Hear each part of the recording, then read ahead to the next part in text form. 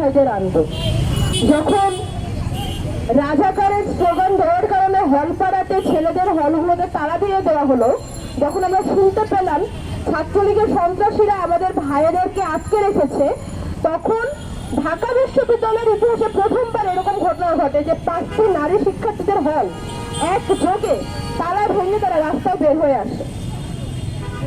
আমরা যখন রাস্তায় নেমেছিলাম আমরা কিন্তু তখন ভাবিনি যে মাঝরাতে রাস্তায় নেমে আসার কারণে আমাদের চরিত্রের উপরে কোনো দোষ দেওয়া হবে কিনা, আমরা পুনরায় তারপরে হলে আবার ফিরতে পারবো কিনা।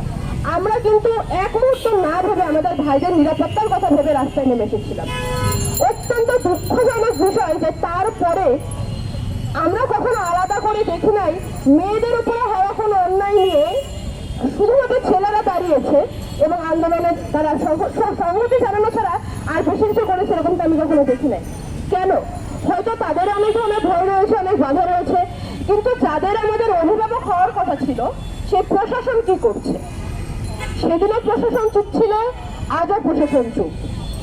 সাধারণ ক্ষমা, ফৌজদারি অপরাধ, এমনকি এমনও বলা হচ্ছে যে আবেগের বশে নাকি আমাদের উপরে হামলা করা হয়েছিল।